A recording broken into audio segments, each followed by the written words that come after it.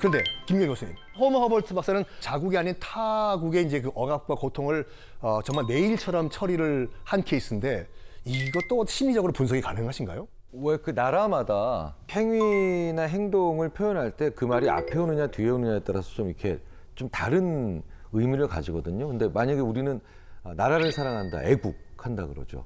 그다음에 학교를 좀 사랑한다, 애교. 고향을 사랑한다, 애향. 근데 훨씬 보편적인 사랑을 얘기할 땐 그 애가 오히려 뒤로 빠지는 게 우리 언어의 특징인데 모성애. 네, 뒤로 빠지죠. 그죠. 헐버트 박사는 더 크죠. 인류애. 인류. 네. 맞네. 이런 분은 저는 인류애가 있는 분이라고 저는 보면 딱 맞을 것 같아요. 정말 참 마음에서 우러난 그 양심을 따랐다고 네, 볼 수가 네, 있겠네요. 네, 네. 훌륭하신 분이시죠. 그런데 이제 헐버트 박사의 그 헤이그 활동을 일본이 눈치를 채고 맙니다. 그래서 이제 헐버트 박사를 이제 조선에서 추방을 시켜요. 나가라고. 그런데 이제 헐버트 박사는 이제 미국으로 돌아가서도 고종 황제가 당시에 상하이에 있는 은행에 내탕금, 그러니까 왕실 비자금을 그때 은행에 이제 그 예치를 해 놓은 상태였거든요. 그래서 고종 황제가 그 헐버트한테 얘기를 합니다. 상하이에 가서 그 내탕금, 왕실 비자금을 찾아라. 그리고 그거로 독립활동을 좀 해라. 라고 상하이로 건너가세요. 가니까 이미 일본은 그걸 다 인출을 한 상태였어요. 야, 진짜 누가 꼰질른 거야 또. 그러니까요. 정말 대단하다. 정말 그 헐버트 박사는 해방될 때까지 그 돈 찾으려고 백방으로 뛰어다녔습니다. 기가 막히다. 자, 드디어 1945년 해방이 됐습니다. 해방된 후 4년이 지난 1949년 8월 15일 광복절을 맞아가지고 이승만 대통령의 초대를 받아서 한국에 가게 됐습니다. 헐버트 박사가. 샌프란시스코에서 이제 배를 타고 인천항에 도착을 하셨어요. 근데 나이가 80이 넘으셨잖아요. 고령과 여독을 이기지 못하시고 곧바로 서울에 입원을 하신 다음에 일주일 만에 안타깝게도 광복절 행사, 그렇게 보고 싶었던 광복절 행사를 보지 못하시고 본인의 소원대로 한국에서 기나긴 삶의 여정을 마감하십니다.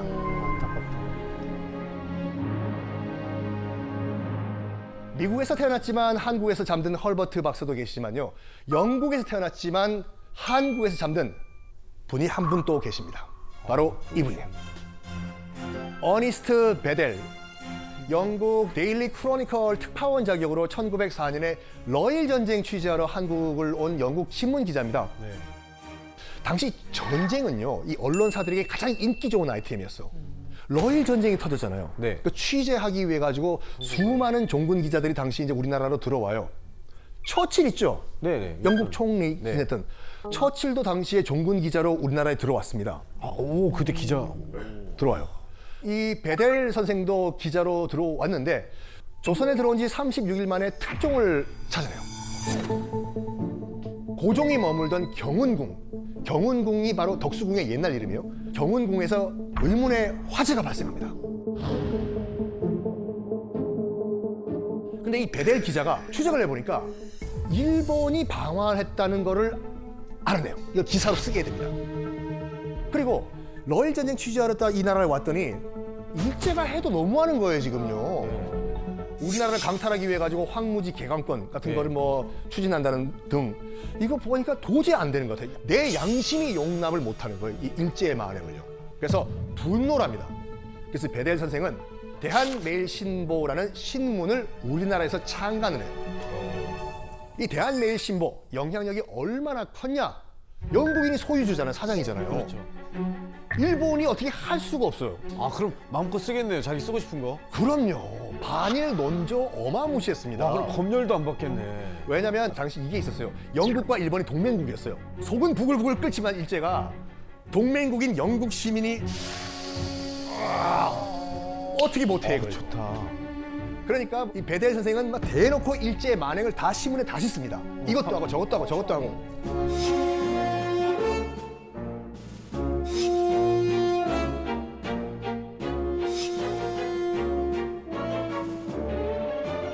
그런데 이제 일제도 참을 만큼 참았다고 느낀 것 같아요. 그래가지고 이제 베델을 추방하라고 한국에서 영국 정부에게 요구합니다. 어이, 동맹국, 영국. 너무한 거 아니야? 같은 동맹국을 이렇게 비판하는 거 이거는 있을 수가 없다. 어떻게 좀 해라. 라고 영국 정부에게 요구를 해요. 네. 영국 정부도 동맹이잖아요. 네. 그래가지고 베델 선생을 2차례나 재판정에 세웁니다. 재판을 해요. 베델 선생은 이 재판 과정에서 건강을 또 잃게 됩니다. 그래가지고 결국에는 37의 젊은 나이로 생을 마감하게 돼요. 너무 어린데.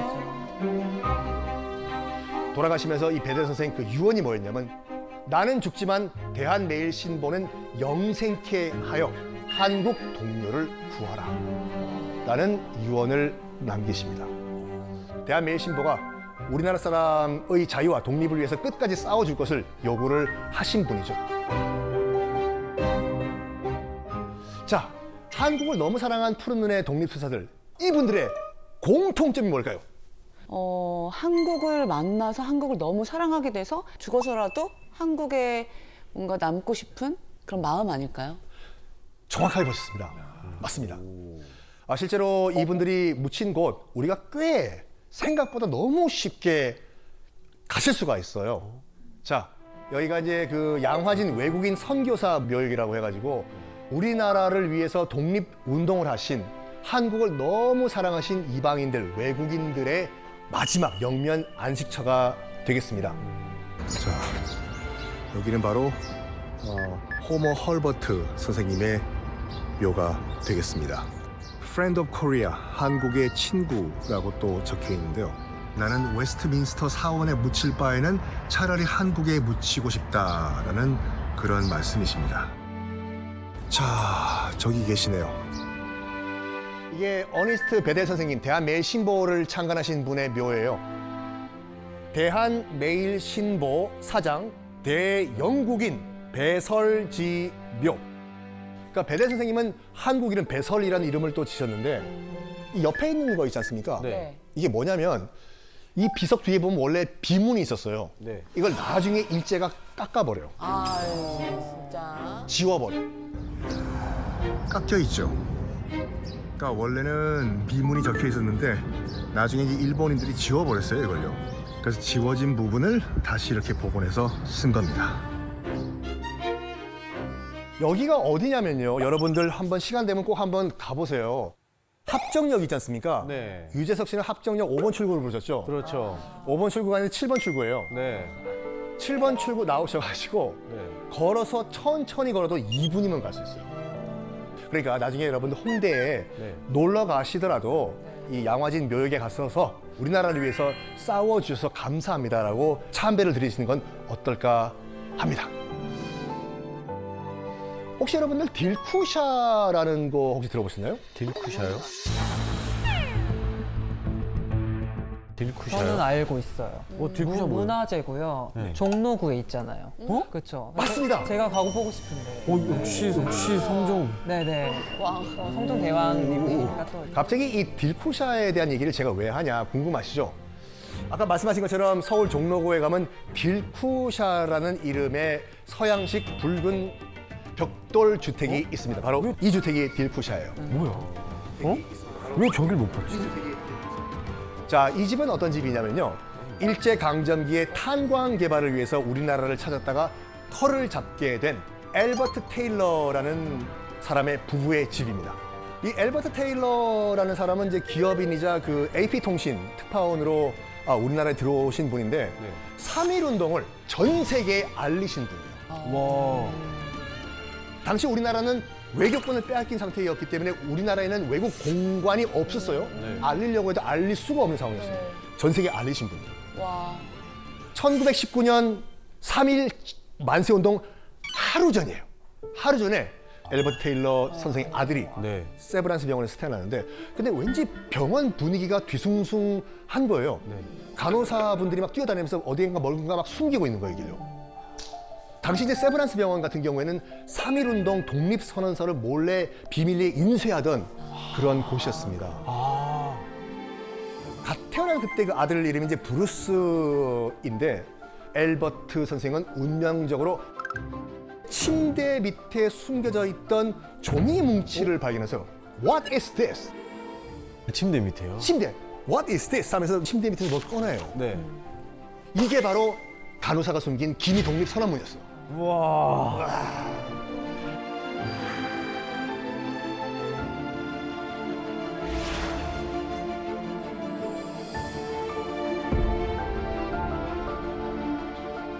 당시 AP통신 특파원이었다고 말씀드렸지 않습니까? 네.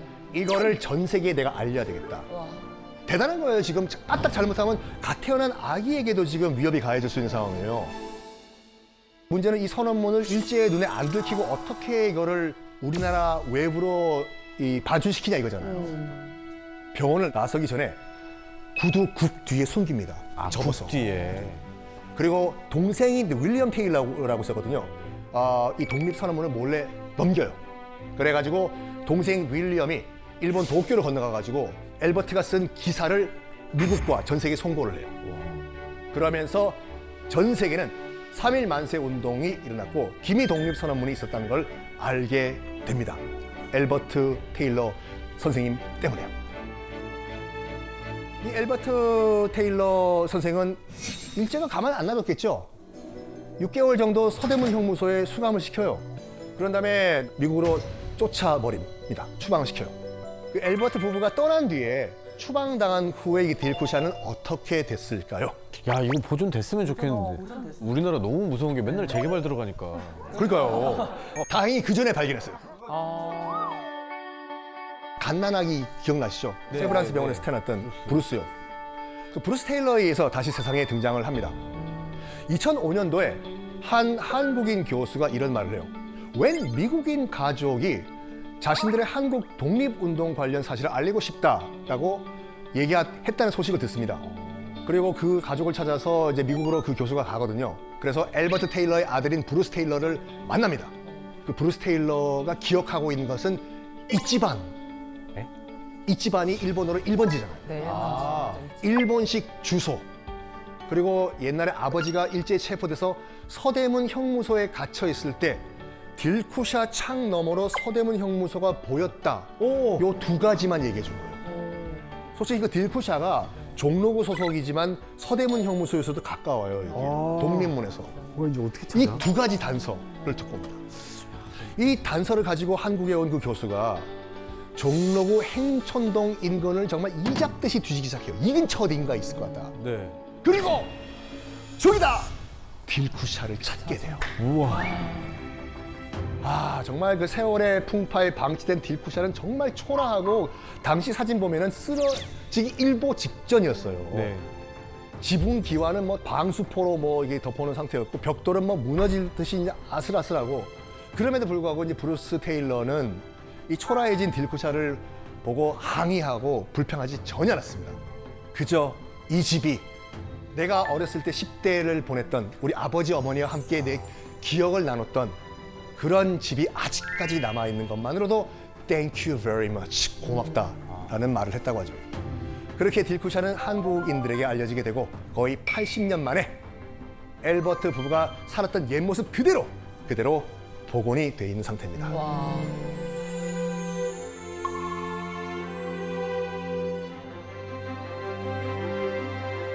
엘버트 테일러 부부가 살던 집이죠. 딜쿠샤도 걸어가고 있습니다. 저 앞에 있네요. 네. 예쁘다. 예쁘다 진짜. 유럽식 느낌으로. 딜쿠샤라고 써 있죠? 네. 이렇게 보존이 돼 있어요. 짜잔, 제 뒤에 있는 저거 이거 뭐야? 은행나무거든요. 엄청 크네요. 이게 그 딜쿠샤 바로 앞에 있는 나무예요. 500년 된 그 은행나무인데 이 자리가 권율 장군 아시죠? 네. 도원수 권율 장군의 댁이 있던 바로 그 자리예요. 저희가 터가 좋네. 그렇죠. 그러니까 이게 500년 된 그 은행나무이기 때문에 권율 장군께서도 이 은행나무와 함께 나무야 오늘 하루는 어땠니? 같은 시대를 겪었던 나무구나. 그렇죠. 권율 장군부터 테일러. 그래서 솔직히 이제 엘버트 테일러 부부도 이 은행나무가 너무 예뻐가지고 네. 여기다가 우리 부부가 살 신혼집을 짓자 해서 여기다가 딜쿠샤를 만들었다고 해요. 우리가 이렇게 일제에서 해방돼가지고 이렇게 자유로운 삶을 누리고 있는 것도 어떻게 보면 여러 독립투사들의 한거 덕분이지 않습니까? 하지만 해방 후의 현대사 속에 정말 제일 안타까운 점은 일제 앞잡이로 살아왔던 친일파들이 그대로 살아남아서 나라의 권력과 이 재물들을 차지하면서 살아갔다는 거예요. 이런 말이 있죠. 독립운동을 하면 3대가 망한다. 이게 말입니까?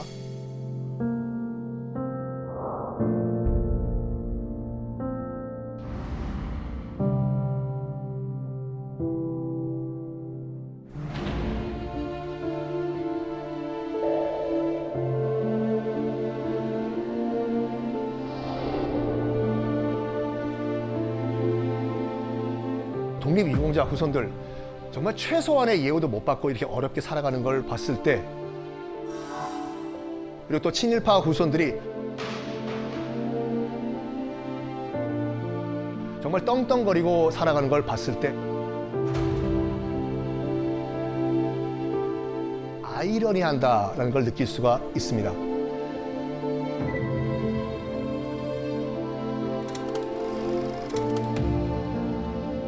이 친일의 잔재를 어떻게 뽑아낼 수 있을까? 우리가 또 역사를 통해서 무엇을 배울 수 있을까? 그러니까 우리가 모르고 지냈던 우리의 아픈 과거를 우리가 알 수 있는 기회가 좀 더욱더 많아졌으면 하는 그런 바람이 있습니다.